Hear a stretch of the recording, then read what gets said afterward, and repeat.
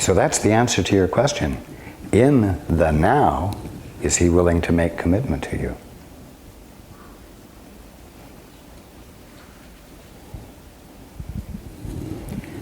Is he willing to seal himself to you? And I'm not saying that in a Mormon way.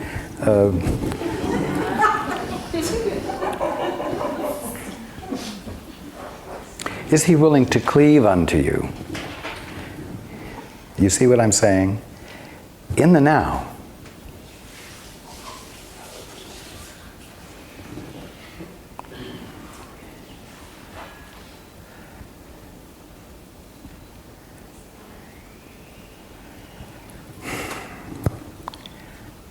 If not, then be intelligent yourself and realize that a relationship with him is simply going to be a ride, like in an amusement park. And it will have a beginning and an end and an interesting interim.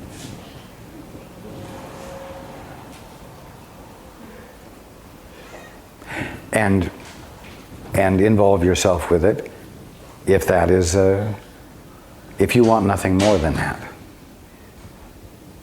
But if you want something more than that, then stop asking for it where it can't come from. For probably the last two months, I guess, especially, it has seemed to me that it's not enough. I keep having that phrase through my mind, this is not enough, this is not enough. But then I question myself that maybe I'm so insecure or neurotic or something like that, that, it is enough, but I'm so messed up that it feels like not enough.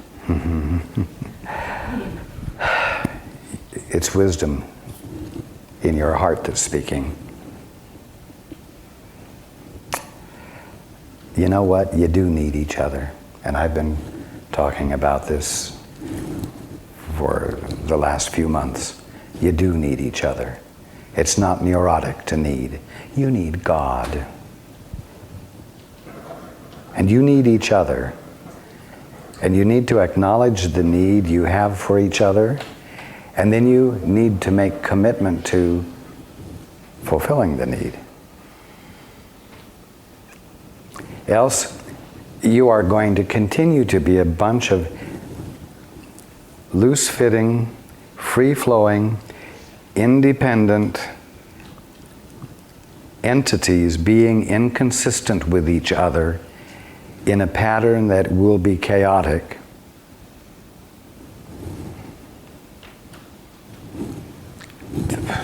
The United States needs Iraq, and Iraq needs the United States. And Western civilization, mankind in the West needs mankind in the East. And if nobody realizes that and doesn't address that need, then you're going to have factions floating separate and apart from each other in reaction to each other, and you're going to have war.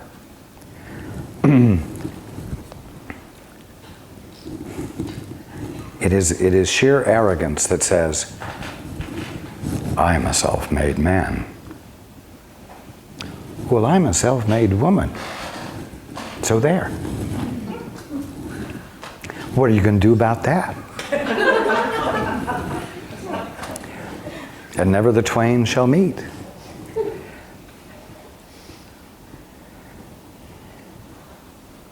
You need each other. The realization of that is the beginning of sanity, and is the beginning of the realization that if you need each other and you're not getting along, you better begin to engage in overtures of peace that will lead to overtures of commitment from the heart, not because it's economically wise. And let go of and eradicate all of the self-righteous sense of difference that has held you apart, so that harmony becomes the fact in the relationship. If you don't realize that you need each other, then you will use each other. If you realize that you need each other, you will start thinking on behalf of others. And you will begin to behave in a manner that lets them know they're loved, that they're safe, that they don't need to be defended against you, that you value them without having to turn them into a carbon copy of you. And you make commitment to each other, the essence of each other.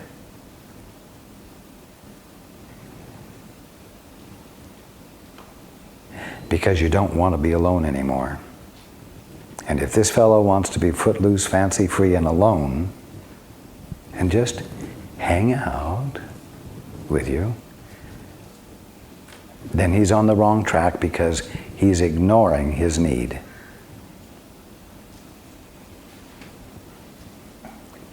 Let him do it if he wants. But know that he's doing it and you're not neurotic. And if that kind of a relationship is not meaningful to you, which it isn't, disengage from it.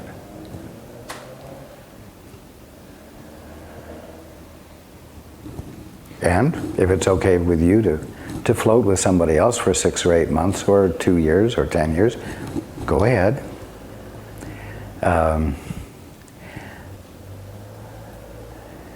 But that won't be anything that will help you become sane. That isn't anything that will help you become grounded.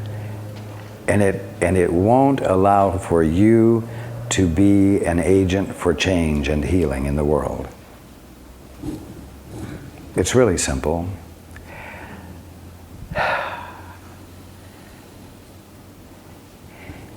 It has become a style of metaphysical and New Age thought to say if you're having a problem, it's all in your head. Straighten yourself out.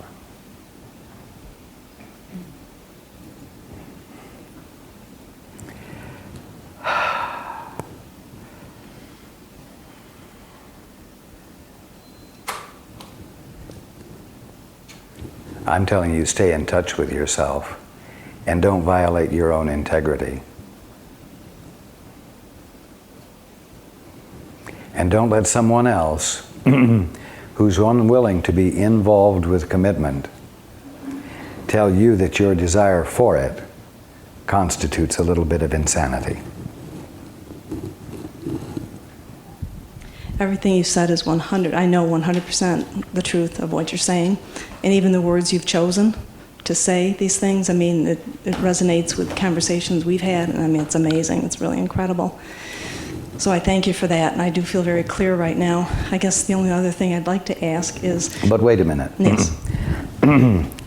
Okay, you recognize it's true. Now make commitment to yourself by acting consistently with the truth. I will. I feel like I have the strength to do that now. There's something solid here that wasn't here before. Yes. And then the other question is, okay, then this is the way it is. Where will I meet somebody? Where will I... Help me find somebody, please.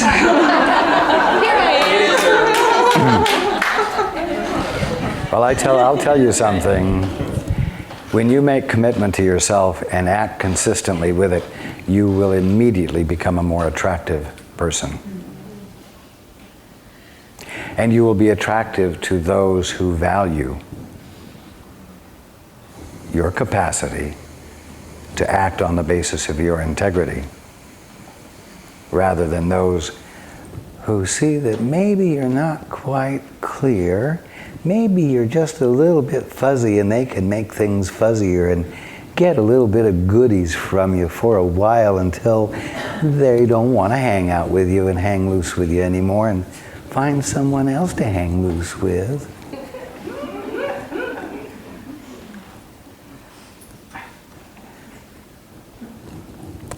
So,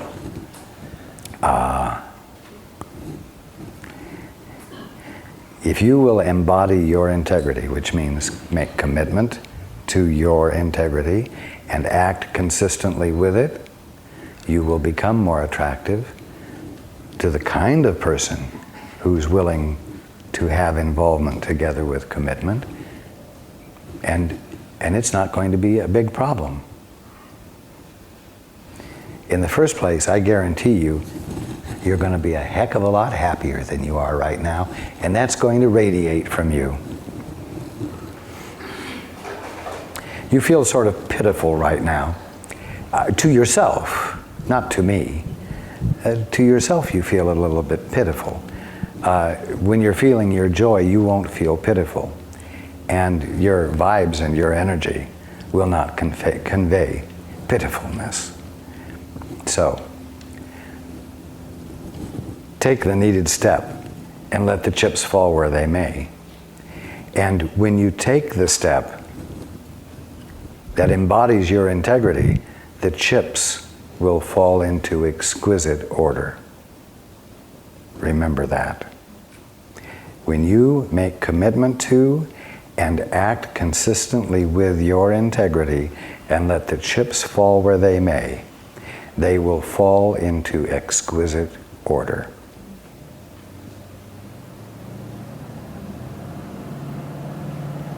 That belongs on your refrigerator. I can't thank you enough. Thank you. You are welcome. Hands.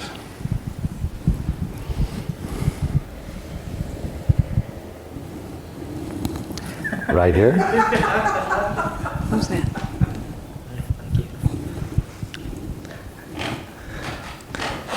I have a question about something it's recorded you having said in the Bible.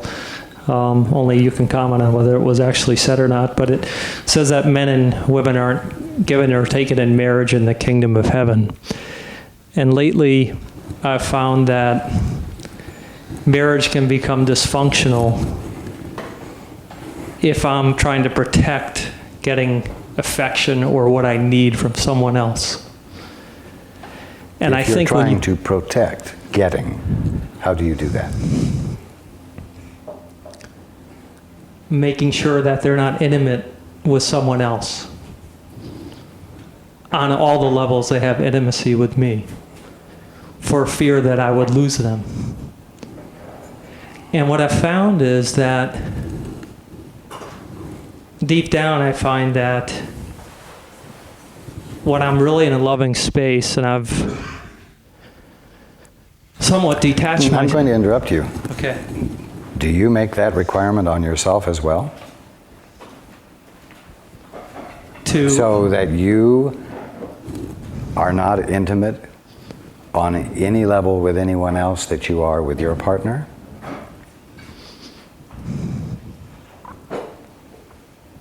That I'm not intimate on all levels.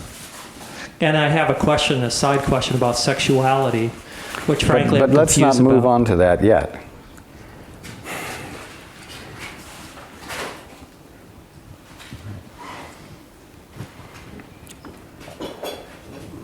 What you're describing to me is a very conscious, the construction of a very conscious concrete wall around yourselves, around you and whoever your partner is, that makes involvement and intimacy exclusive to the two of you, and, or shall I say, inclusive to the two of you and exclusive to the rest of mankind.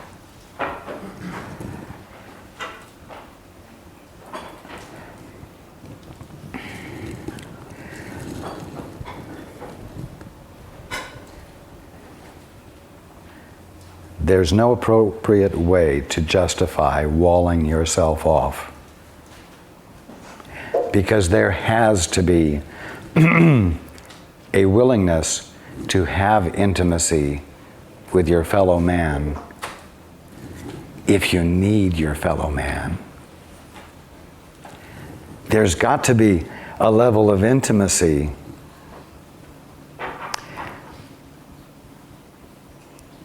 between Americans and Iraqians. There has to be intimacy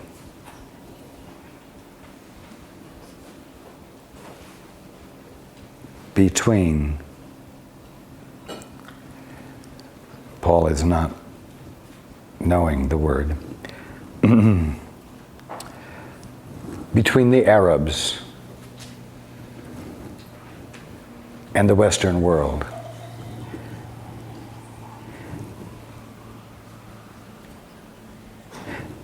Between Israel and the Arabs.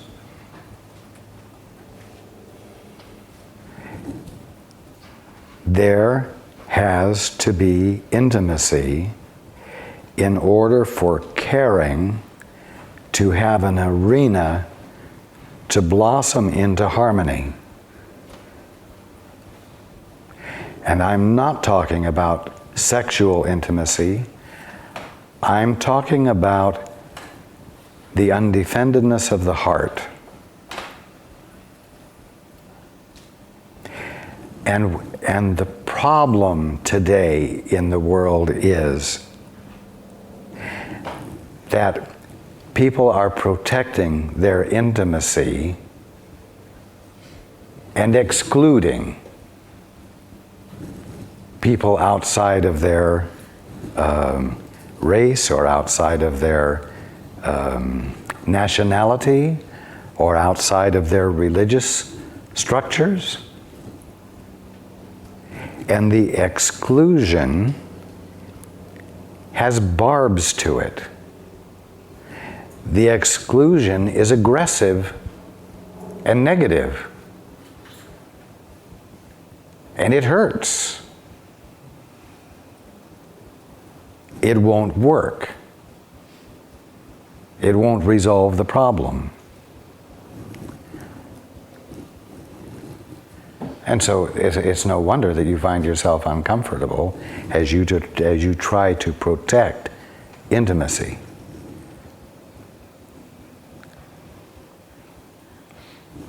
Go on. Is there anything that needs to be, quote unquote, sacred in marriage that's shared only there, that isn't shared between the partners in that relationship and someone else?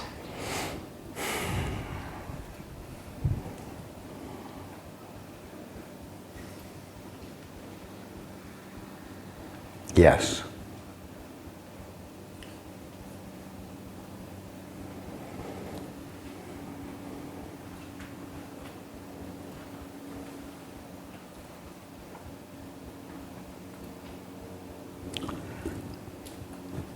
Primarily because it is difficult enough with one person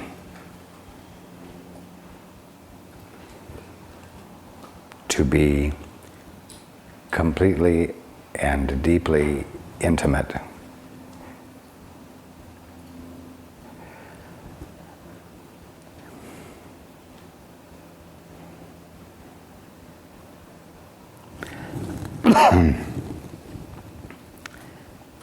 There is too much room for jealousy because there is still too much ego present.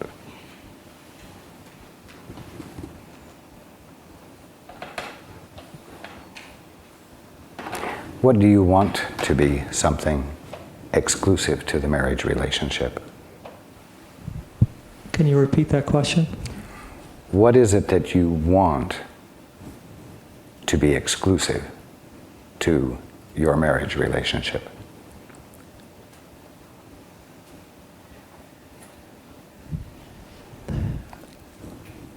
I'm not totally sure, but what I'm feeling more and more is that the importance is that love not be casual.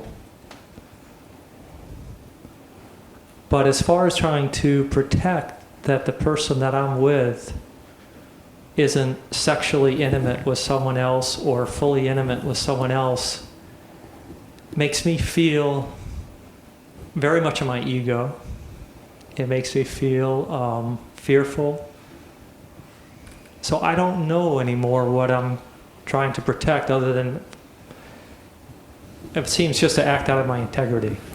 So you're saying that what you would like to have be exclusive in your relationship is that sexual intimacy is sexual intimacy. I wonder about that.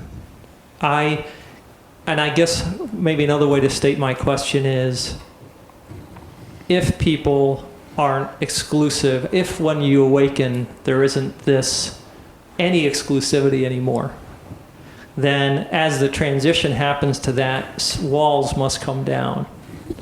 Unless it's, snap of a finger and bang, all the walls are down. So as I'm awakening now, is this the time when these walls are coming down for me, not for love to be casual, but for me not to try to control what happens in my marriage and etc. Are you saying not try to control yourself in your marriage, or not to try to control your partner?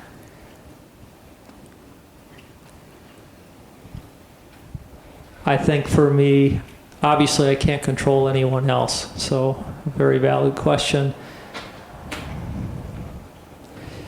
I think the question lies with me is that if my partner decides that they want to be sexually intimate with someone else, can I be okay with that and be with a marriage? Or am I afraid of that? And do I need to be exclusive on that level and therefore say, hey, this is not for me. If you want to do that, go ahead. But I want to be in a marriage where I have an exclusive relationship on certain levels.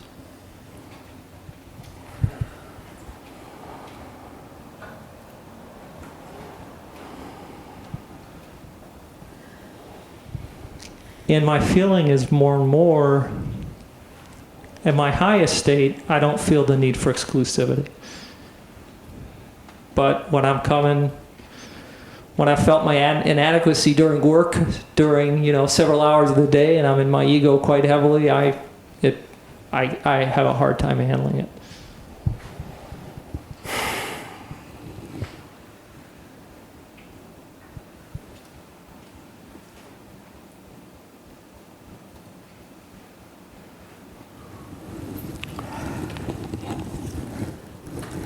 Cleave unto your wife, and your wife should cleave unto you. And keep it simple. Keep it that simple until you're awake. And do not fantasize that you can gradually let go of that commitment and still find your relationship to be vital and thrive. Because indeed, it does amount to becoming casual, where casualness doesn't work and isn't appropriate. Love is not intercourse.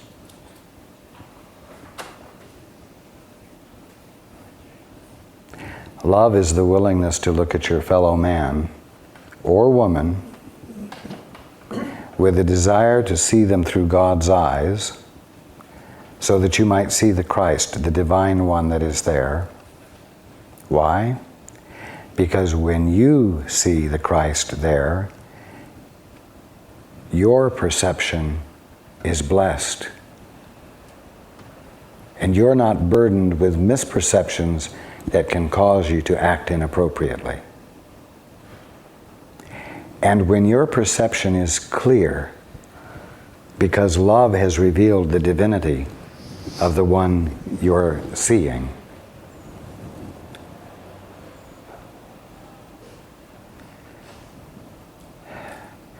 intercourse will become insignificant.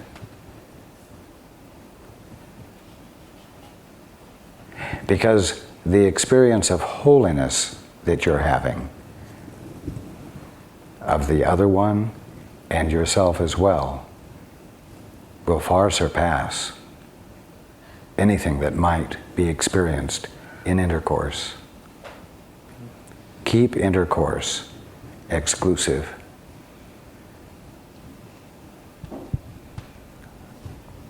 One follow-up question? Fine. And mind you, what I'm talking about has nothing to do with morality. Yes. It has to do with simply the way things work. Continue. If 3 or 4 or 5 people love each other and make commitment to each other,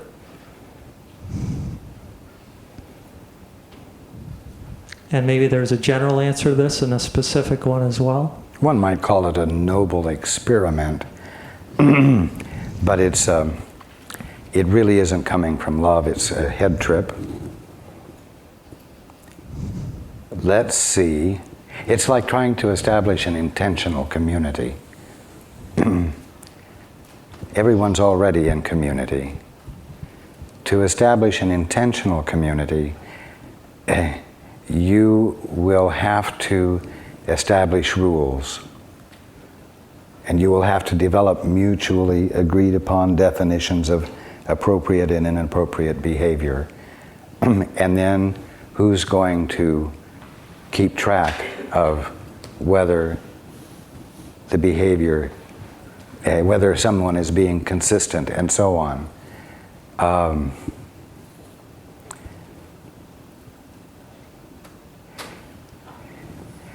It's an experiment which in the end everyone will agree didn't work. Does that pertain to my case even in 3 people? Of course.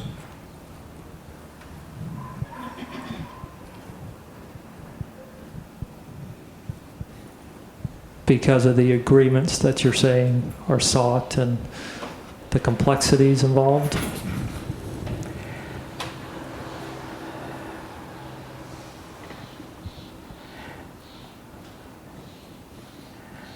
Because the goal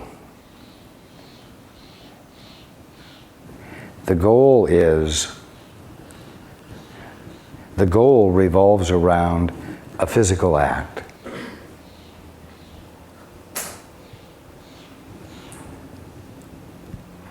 The goal is not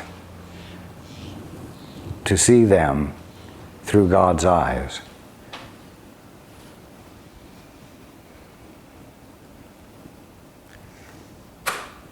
The goal is not an experience of their divinity and your divinity, your holiness. In other words, the goal is arising out of the ego as a grand experiment in spirituality.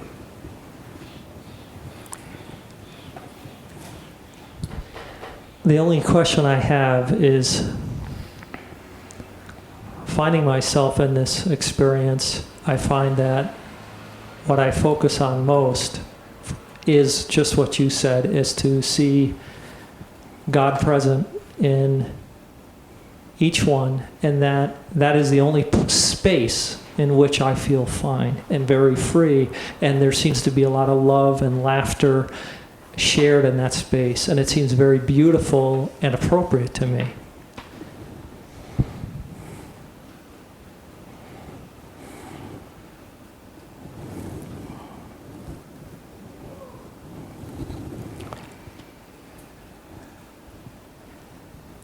And in your primary relationship, is this working? It's created a lot of stress. But that stress has also brought fruit in me being more free of ego attachments and other things.